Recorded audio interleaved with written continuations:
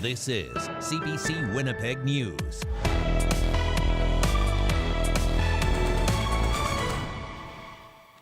Good evening. Thank you for joining us tonight. There are calls for mandatory safety training for anyone operating an ATV after an increase in hospitalizations in recent years. The I-Team's Caroline Bargut reports. Every year, thousands of Manitobans get out their all-terrain vehicles or ATVs and hit the trails. But not everyone is riding without incident. Between 2013 and 2022, more than 1,700 people have ended up injured or in hospital in this province, while 69 have been killed, some of them children. In 2020, Don Ides hit a tree root and rolled his ATV. He ended up with a brain bleed but survived. Even under ideal circumstances where you're taking all the precautions, you're following the routes, you're doing everything accordingly, it's still off-road riding. You're still, there are still things that can happen under the best of circumstances. He credits his survival on taking a safety course and believes it should be mandatory in Manitoba. Armand Poirier is the mayor of the Orem of Taché and says a lot of times young people ride ATVs without a helmet, which is putting their lives on the line. You wouldn't allow your children to smoke a cigarette. Why would you allow them to operate a vehicle with that kind of horsepower without the maturity and the proper vestments needed to protect yourself? It's mandatory to take an ATV safety course in Nova Scotia, Newfoundland and Labrador. PEI, BC, Saskatchewan, Quebec and New Brunswick have mandatory driver safety training for certain age groups. Manitoba, Ontario, Alberta, Yukon, Northwest Territories and Nunavut don't have any requirements for training. Parachute Canada is a national group dedicated to preventing serious and fatal injuries. It wants to see all provinces and territories create legislation around ATV safety. Our recommendation for legislation is that this training be mandated, that it's similar to operating another motor vehicle where you're required to get training and have a license. In this case, just having that training is really important for safe operation of the vehicle. Don Ides was fully trained and still nearly died in an ATV crash. He says that should be a wake-up call for parents and other people who aren't as familiar with riding. Caroline Bargut, CBC News, Winnipeg. Over the next 6 weeks, Manitoba Progressive Conservatives will vote on new rules for its upcoming leadership race. The rules are intended to prevent the problems the party experienced the last time they held a leadership contest in 2021. But one of the contestants in that race is warning the party not to approve the rules. CBC's Bartley Kivas joins us now in the newsroom to tell us about Shelley Glover's opposition to the proposed new PC leadership rules. Bartley, what's the basis of Glover's opposition? Well, Shelley Glover's arguing the new rules are undemocratic, even though these rules were intended to prevent another race like the one she took part in 2 years ago. In that 2021 race, Glover went up against Heather Stephenson and lost by a narrow margin of 363 votes. She didn't concede defeat and took the PC party to court over what she called irregularities. She ended up losing that case, but scored something of a moral victory in that Justice James Edmund said there were problems with the vote. That led the party to order up a leadership race review. Now, Bartley, what did the review find? Well, the review found the race took place over too short a time frame. That created a domino effect as the party struggled to keep track of new members and send them ballots. The party's about to vote on new rules that would result in longer races, as well as a weighted point system for the leadership votes in each constituency.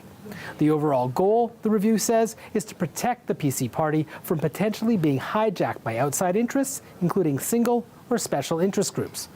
Shelley Glover isn't buying this. She says the weighted point system will punish successful constituency associations, which have a lot of PC members, and reward constituencies with few PC members.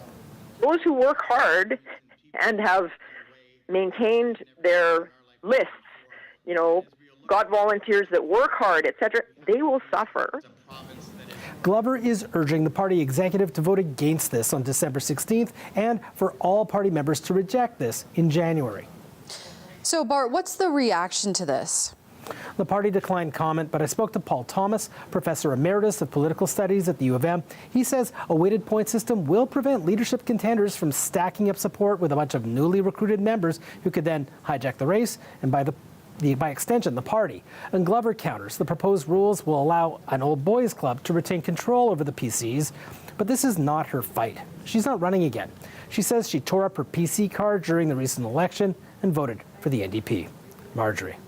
Thank you very much, Bartley. That is CBC's Bartley Kivas reporting in the newsroom tonight. The NDP government got an audience today with the Association of Manitoba Municipalities, or the AMM. Those are the folks that represent rural Manitobans. The NDP promised to work toward better snow clearing and making communities safer. CBC's Ian Fraze reports. The NDP says municipalities have a seat at its table. We can do good things together. A packed house for what's affectionately called the Bear Pit, a chance for municipal reeves and councillors to put provincial ministers on the hot seat. My question is regarding Manitoba 511. This year's session shed light on where the new NDP government stands. I think it's really, really important that we go beyond what we've been saying in our speeches about wanting to collaborate and get on with the business of actually working together. The government promised faster snow clearing on some of the busiest highways. This is a huge commitment to us to move towards, at least in the major transportation arteries across the province, where goods and services and healthcare and emergency vehicles need to operate, that we are trying to move towards 24-hour snow clearing. The province committed to giving municipalities more money for policing. That will increase as well. Winkler's mayor is pleased by that. Henry Seaman says provincial funding for police hasn't gone up in years. We can't continue to go back when there is, in this instance, an offloading of a cost to the municipality and then having to ask us to go to our ratepayers to make it up. The province is also looking to reopen some rural agricultural offices the former PC government closed. Bringing them back and expanding out our ag offices is a great way to revitalize some of these local rural communities. Canoe says these commitments are a sign his government is listening to what municipalities want. Ian Fraze, CBC News, Brandon. A new report suggests many Ukrainians who came to Winnipeg to flee war are going hungry here.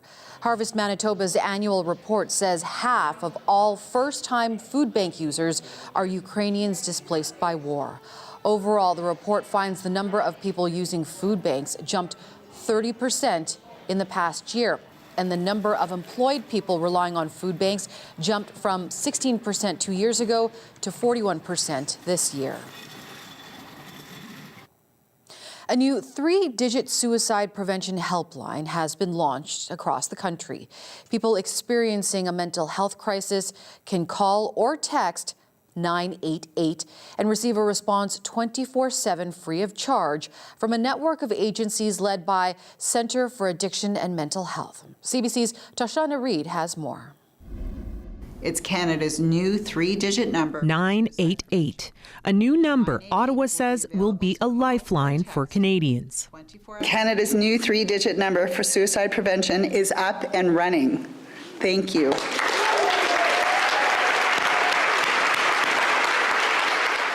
Similar to 911, 988 connects people in crisis by text or phone to a live trained responder closest to them, available in English and French 24/7. Immediate support for people who are thinking about suicide or those worried about someone else. The operator will assess the individual's safety risk and take appropriate steps. We all know that 988 will help save lives. Each day in Canada, approximately 12 people die by suicide. Materials that are going on to Canada's largest mental health hospital is running the helpline. We agree time is of essence, and that 3-digit number is going to make it much easier to get through.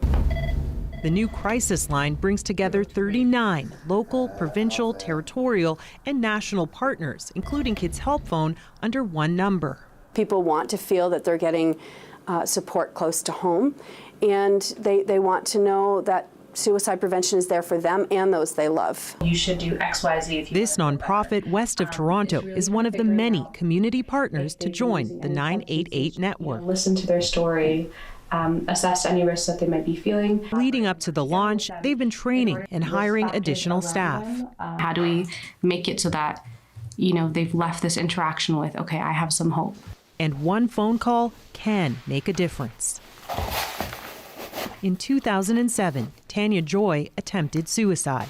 12 years later, she lost her brother to it. It just takes that hello or questions like, what matters to you? Or what do you need today to feel like, oh, I am worth it. The team behind 988 will be monitoring demand and wait times and report directly to the Public Health Agency of Canada. Now they say the job is to raise awareness so Canadians know anytime, anywhere, help is just a phone call away. Tashana Reid, CBC News, Toronto. For Manitobans who dial 988, they will be helped by staff at Clinic Community Health.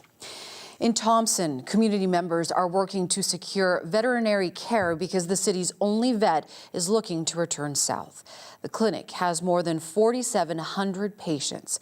The Thompson Humane Society has opened a new building for fly-in vets to visit the community to help address gaps in care.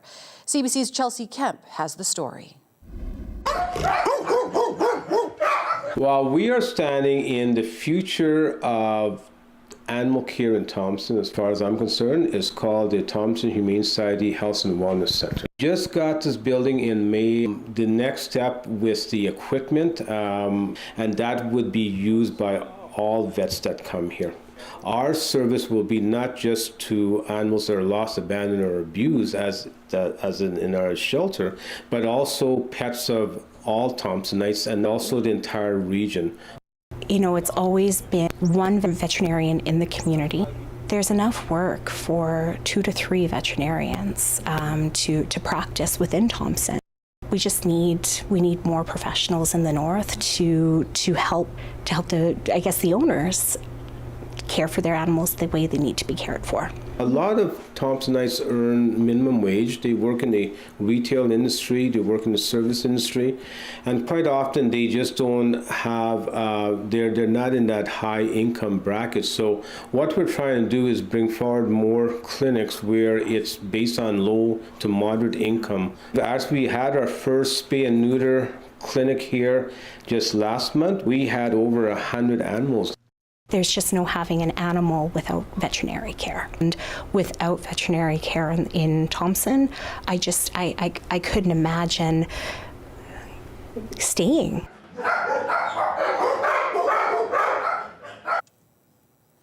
An update now on a story we brought you yesterday. The humbug sign on the roof of a local brewery has a new home.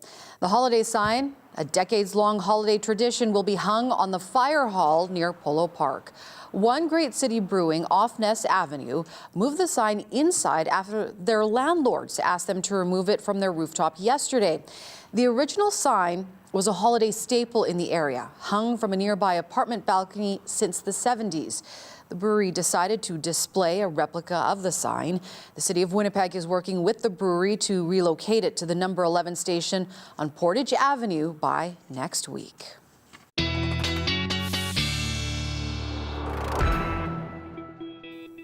Well, good news, because it's a tradition here in Winnipeg. Well, I remember driving up around the Polo Park area and seeing that even when I was a little kid. So that's a long time ago. Yeah, well, good news.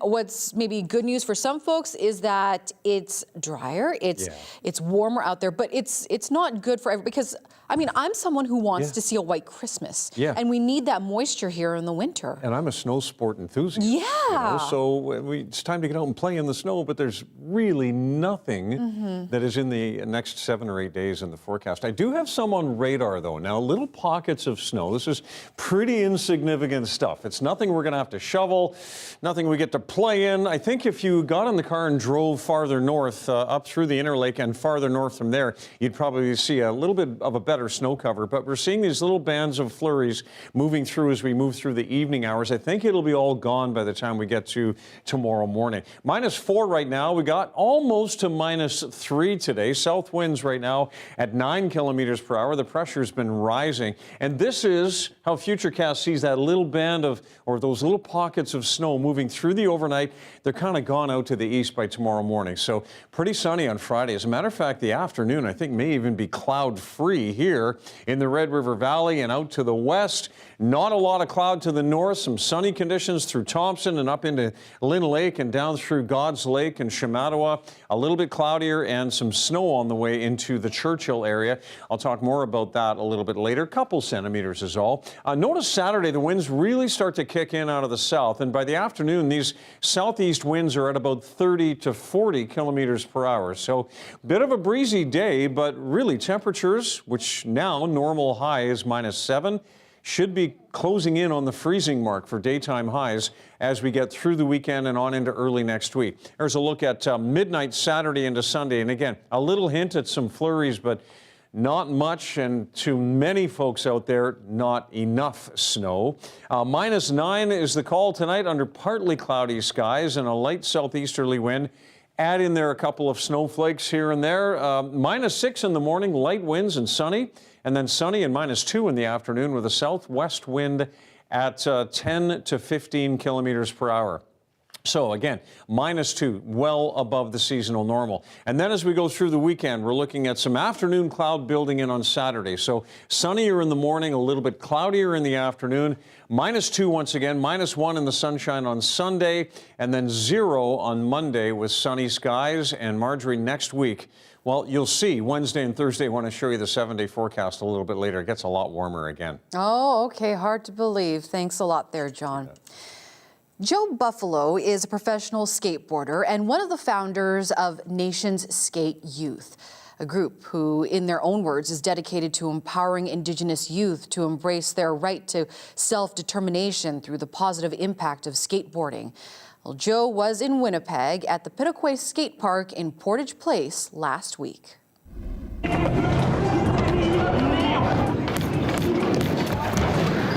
I'm coming there, you know? I'm from the prairies, and Winnipeg's considered the prairies, you know, so I figured come on out and, you know, be the representation and be able to rip around with the lopes, you know? Yeah, I just want to thank everybody for coming out. Like, this place is a place like I've only ever dreamt of, you know, growing up. So, yeah, I'm super excited to be here. This is super, super special. Thank you so much for all being here. What's it like to skate with him tonight? Yeah, man, it's exciting meeting him, man. He's definitely a role model for sure. And you knock on the door, first thing they're gonna say is, beat the door! In a Cree household, if you hear a knock at the door and you're like, who's there? Then you say, beat the door, you know? So like to be able to come to a skate park that's named after that, you know, it's next level, you know? Like just the energy in here and what used to be here. You know what I mean? Skateboarding is kind of reclaiming, you know, and I want to be a part of that. Oh! Trying to make a skate spot happen back in the days was, you know, it could cost you, you know? So, especially being from the prairies, you know, back then it was like, do you run because you're native or do you run because you're a skateboarder, you know what I mean? And that's how it was. So, I mean, be able to have somewhere safe for everyone to come and get rad, you know, is just so special to me. Hamas freed 2 more hostages earlier today as the truce with Israel extended into another day. But violence in the region continues. We'll have the latest after the break. Stay with us.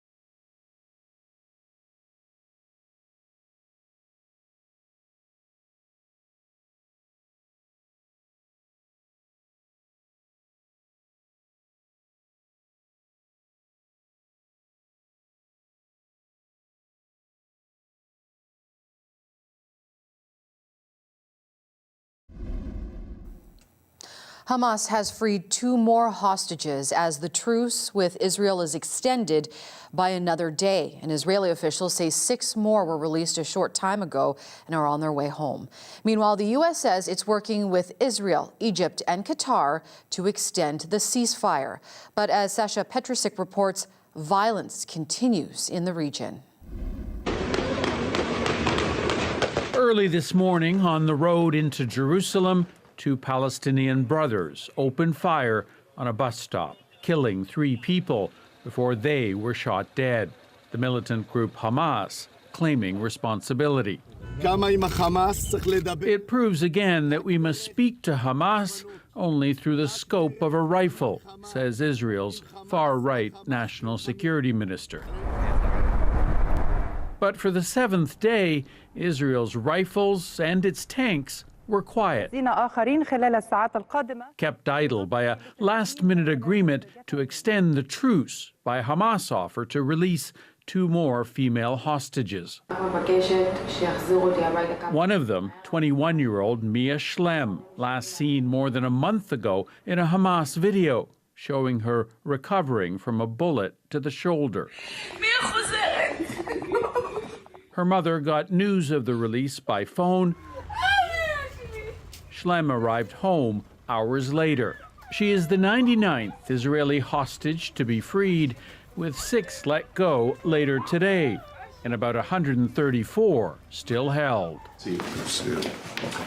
Negotiations to free them continue through U.S., Qatari, and Egyptian diplomacy.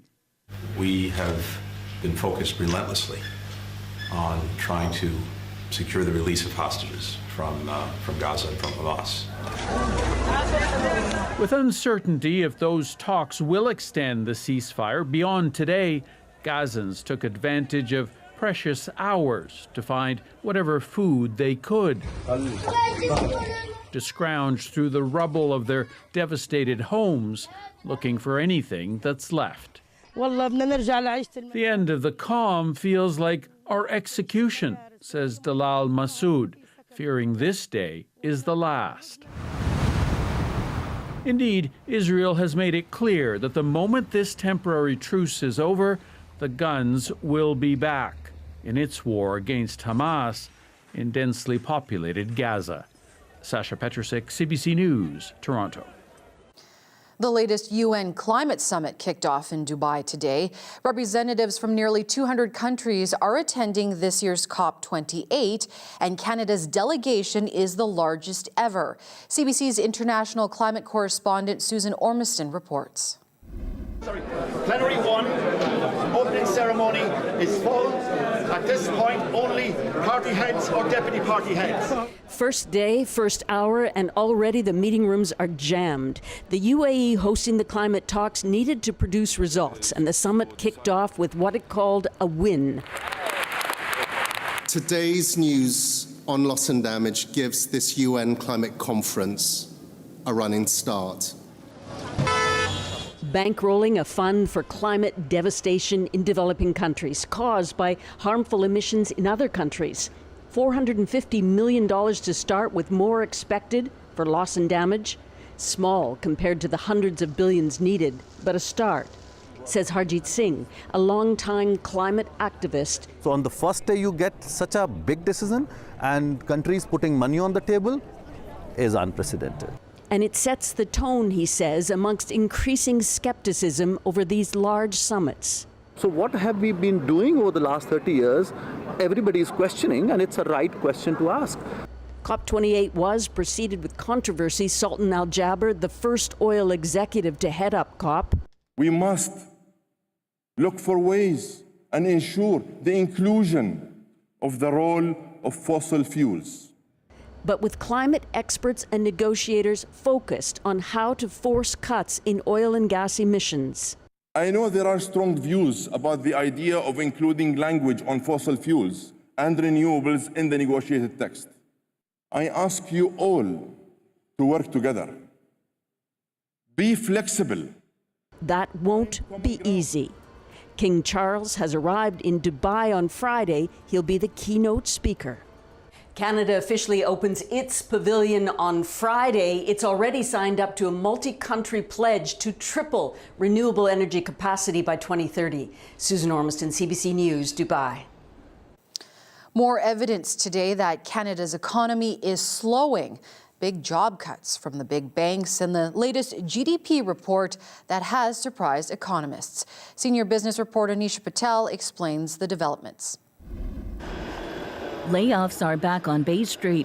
After growing their workforces during the pandemic, all of Canada's big banks are shedding staff. TD says it's slashing about 3,000 jobs. CIBC says it has cut more than 2,000. We've architected CIBC to deal with the economic environment that might come in 2024. If things go slow, we'll manage accordingly.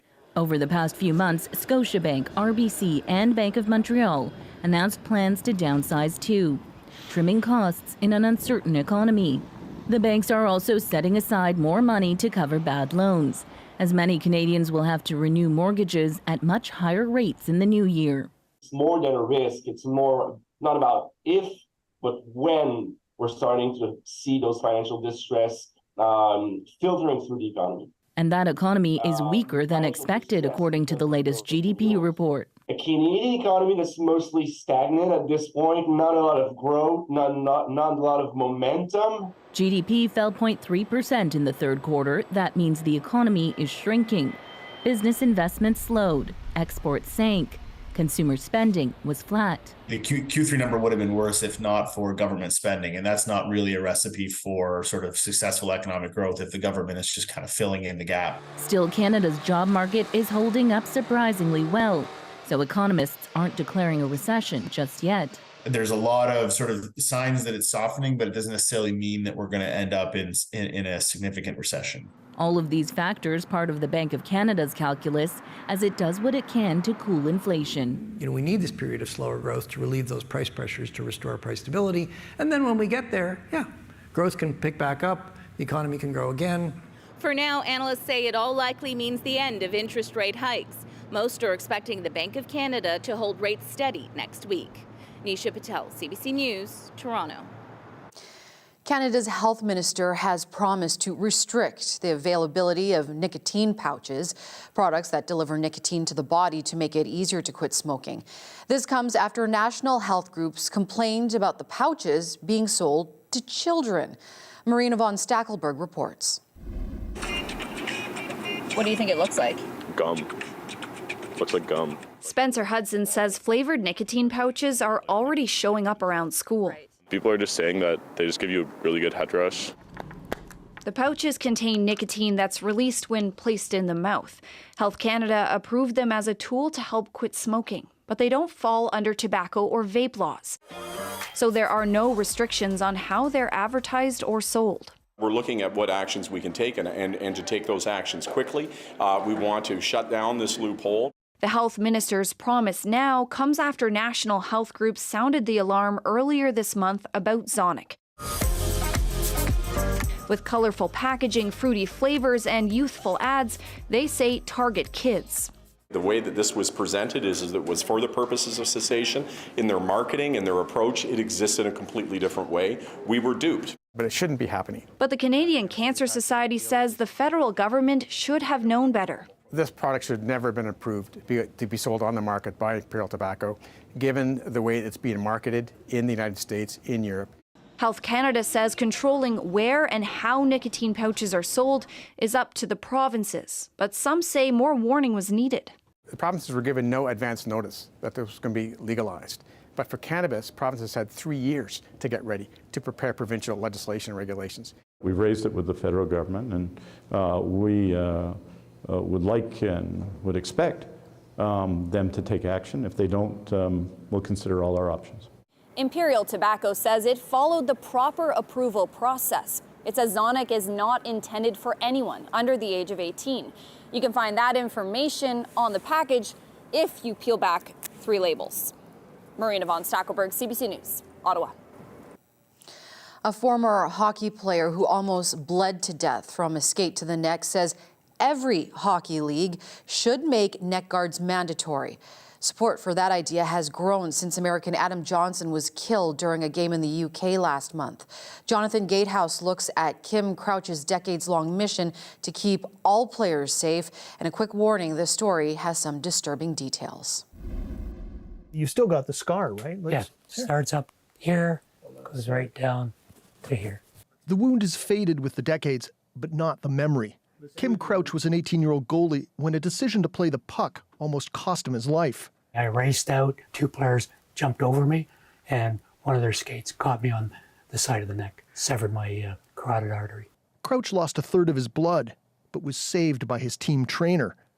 Hours of surgery repaired most of the damage, although his voice has never fully recovered. Within weeks, Crouch was back on the ice, wearing what's believed to be the very first hockey net guard, designed by his father, Ed. Almost 50 years later, the collars remain the same, lightweight and inexpensive, which makes the reluctance to embrace them all the more frustrating. I think the leagues that are requiring neck protection now need to seriously look at making sure it is mandatory. Adam Johnson's death during a pro game in the UK has highlighted the dangers posed by skate blades. 10 Canadian junior leagues have since announced neck guard requirements, while the NHL and the startup Professional Women's Hockey League are discussing mandates. Youth players up to 16 have worn neck guards for decades, which leaves just one big gap in the Canadian system: the hundreds of thousands of adults who play pickup or beer league hockey. But CBC News has learned that mandatory neck guards are on the way for many of them, too. It's something that keeps us up at night for sure. Joey St-Aubin runs the country's largest adult rec league, with 65,000 players across 4 provinces. We don't have the patience for it anymore as a society. Things got to get done. We got to get it done. For Crouch, it can't come soon enough. He keeps a scrapbook detailing his own near miss and the stories of other skate blade victims. His father died almost 15 years ago, having devoted decades to the family neck guard business and his dream of protecting players. What do you think your dad would make of the fact that this is still a debate? He'd probably look at it and be disappointed, but he would always have to be proud of what he came up with and how many lives he did save. Jonathan Gatehouse, CBC News, Whitby, Ontario. When people in St. Teresa Point lost the food they were storing due to a power outage, the community rallied to help. We will show you how coming up. You're watching CBC Winnipeg News.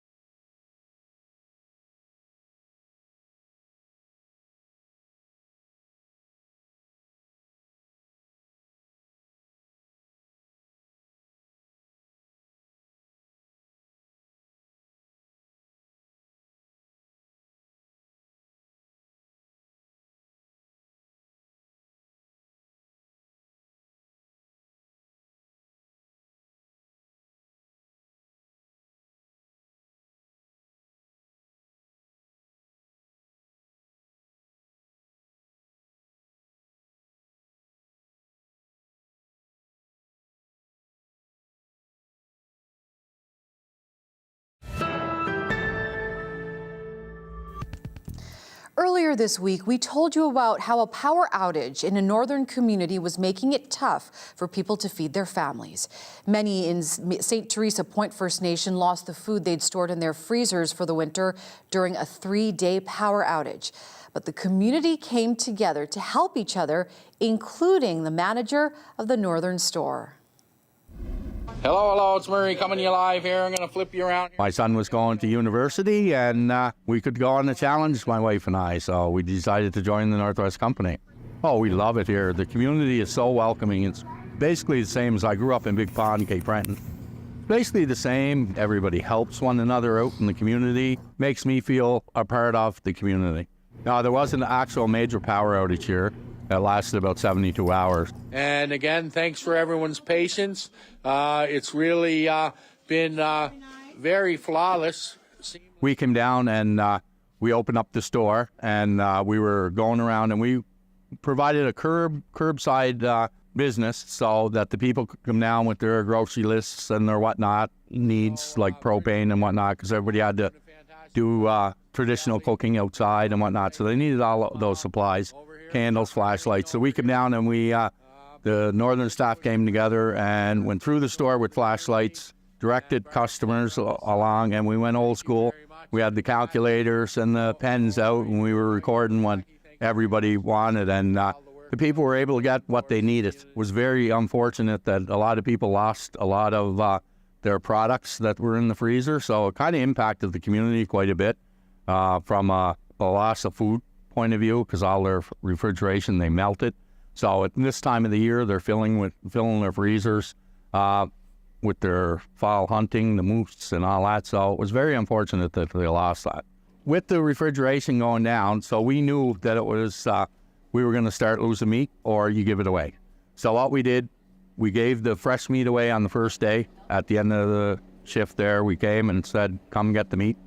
Oh, that's probably between 10 to 20,000. We're still calculating that number for the Northwest Company, but it is what it is. I'd rather give that to the people and just throw it out. Hi, it's Murray at the store manager here in St. Teresa Point. Coming to you live here. We constantly give back everything that we do. How you doing, Ronnie? So you're buying one of these Healthy Horizon bears? I started out as a baker, and I was very happy to know that that cake that I bake is going on your mother's table. Hello, it's Murray, Mary Jane, and Kelly. What's going on? Well, it's the same as here. This meat that I have in here, or this turkey, or this whatever, this is going to your home. And everybody's so close here. We all know each other. And it makes me very proud to be able to say that that came from my store. Weather Update is brought to you by the Art and Beauty of the National Ballet of Ukraine. January 29th at the Burton Cummings Theatre. Tickets at nationalballetukraine.com. CBC meteorologist John Sauter joins us once again. And John, the Northern Lights. Yeah, that's what I love about living here, is that you can see the Northern Lights so well. We might get a really good opportunity tonight and especially tomorrow night, because it all starts with a geomagnetic storm. Now, I wasn't there on the sun when it happened, but I looked at space weather today, and have a look at this, because we're going to be in that range where we could see some nice aurora tonight and tomorrow night. So you look at the scale here, it's called the K index. And tonight we're going to be in that moderate range, around 6. It's going to be a partly cloudy sky, though, so you'd have to be north of the city and out of the cloud cover a little bit. And then Friday, with clear skies, it's a 7, so it's in that strong range, and that's when we have a better opportunity to see some northern lights. If you don't get out of the city or you don't get a chance to see them, you'll probably see some pictures online, that sort of thing, especially Sunday and Monday. -3 in the city right now. That's out at the airport, and downtown, same temperature, -2s around Morris and Eli at the moment. Back out to western Manitoba, -2s and -3s. A lot cooler as we head a little farther north. The sky is a little clearer in Swan River and Barons River right now, so these late afternoon and early evening temperatures are really dropping off. Up to the north, -18 in Thompson, -14s over in Churchill and Gillum, because there is more cloud in that area, and that's where we will start to see a little bit more in the way of snow tonight and tomorrow, just up around Churchill, really. In northwestern Ontario tonight, a few flurries around Fort Francis and Red Lake, and these are the same kind of flurries that I was talking about across southern Manitoba through the evening hours. So not a lot of snow, just a few evening flurries. Not so much up around Barons River, down to -14 by tomorrow morning. In Winnipeg, a -9, -7s and -8s around Brandon, Dauphin. A few flurries around Portage, down to -6 overnight. And then across the north, got a couple of centimeters of snow in Churchill. Winds today and tonight gusting to about 60 kilometers per hour, but tomorrow the winds are quieter, only at about 40, but periods of light snow, -13. Same number, but sunny in Thompson. As we go back to the south, we're looking at temperatures that were similar to today. And the closer you are to the international border, the warmer it will be. Morden, Winkler at +1.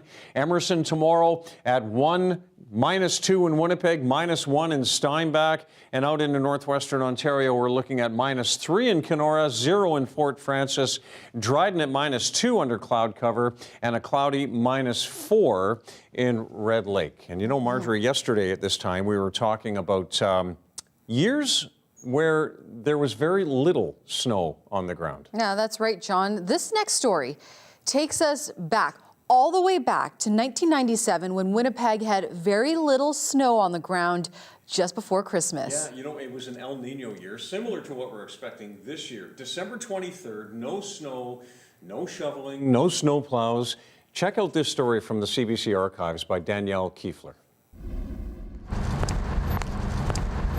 This isn't the sound of a Winnipeg winter. It's December 23rd and I'm wearing my shoes still. I can't believe it's incredible weather. Wow, it started! Street cleaners instead of snow blowers, a far cry from the winter of 1996.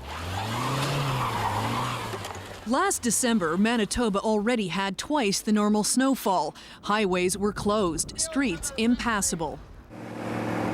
And it only got worse. A freak storm in April paralyzed the province for days.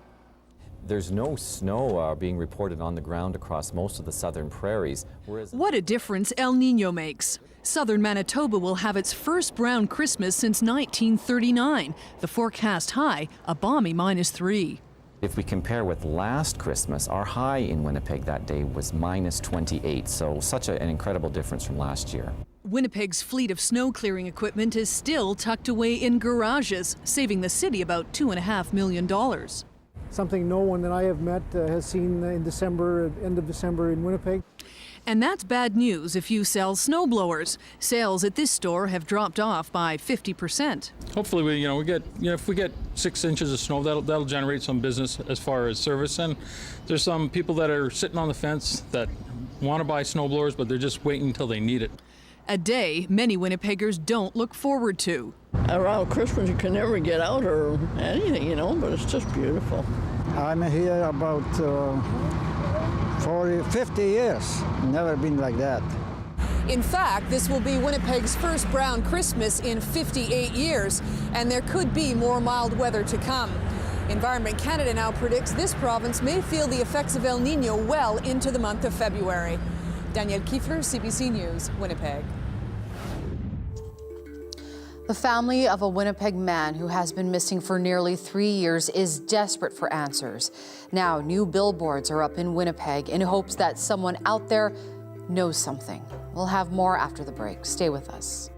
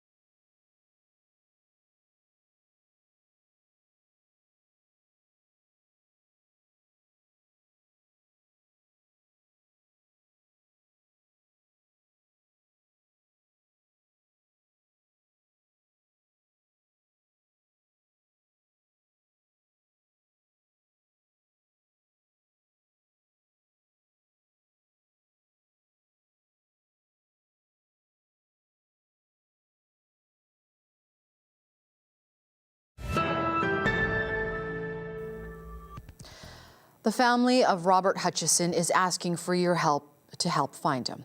New billboards are up in Winnipeg to bring attention to Hutchison's disappearance almost 3 years ago.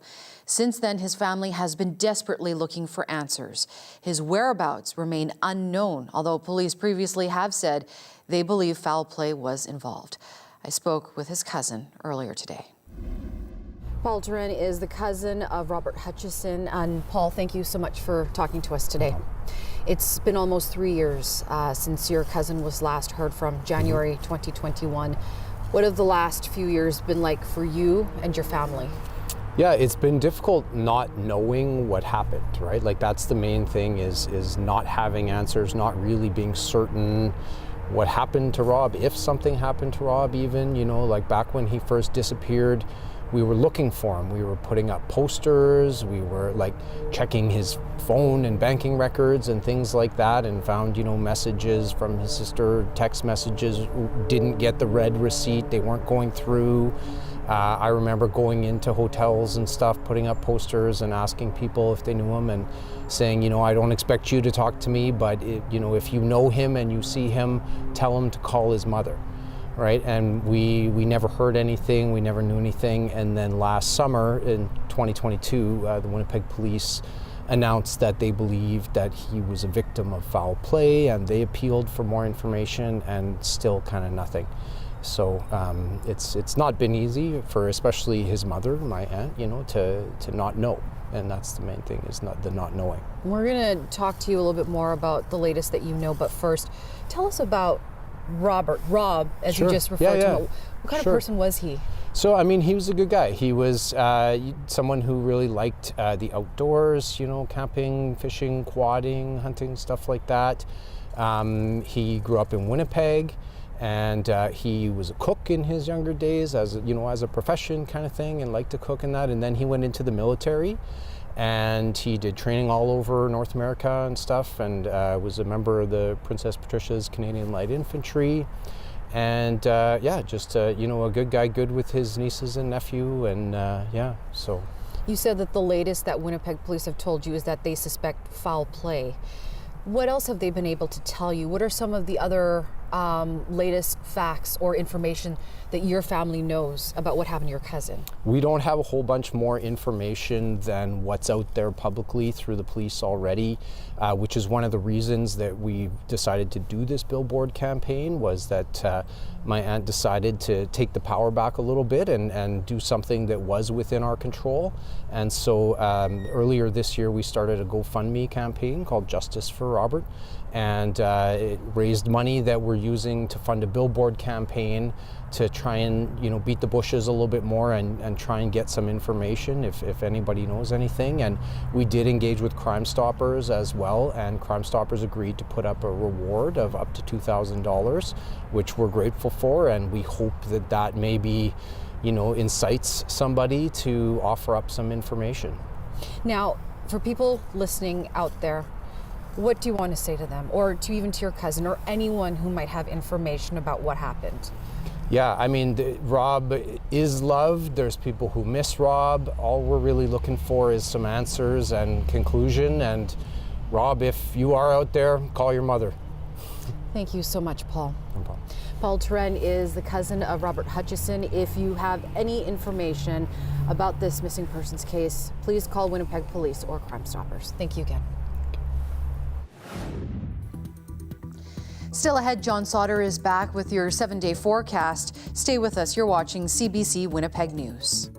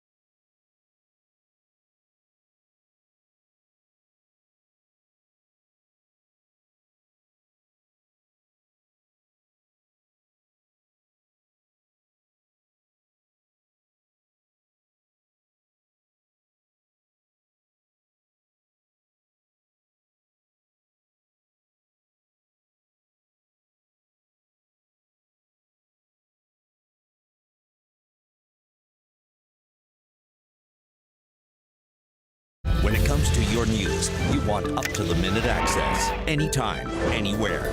Get the facts straight from the source. Download the free CBC News app or visit cbcnews.ca for news you can trust.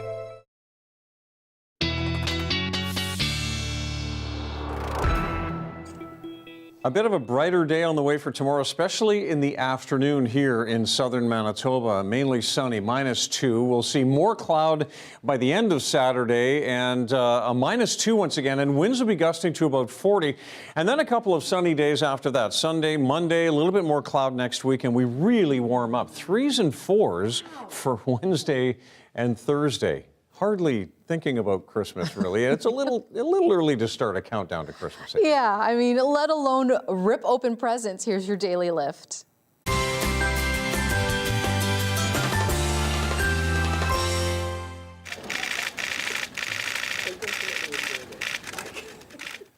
But who's going to tell that to a tiger? The London Zoo decided to give these Sumatran tiger cubs an early peek at the Advent calendar. A scented trail of cinnamon and nutmeg helped. The resident squirrel monkeys, who look more naughty than nice, seem to get the hang of reaching for the hidden treats. The Christmas tree-shaped calendar was reserved for the frisky meerkats. And if you're wondering, those are 25 slots containing their favorite snacks, crickets. Oh, wow. What a treat. Yeah, all animals and humans loving Christmas. Look at that. That's so cool. Yeah. What are we now? We're less than a month. Less than a month. Oh my gosh, tomorrow's December. Tomorrow's December 1st. You could start counting down. Oh, sure. Okay. Yeah. Thanks a lot for joining us tonight. We'll see you at 11 o'clock.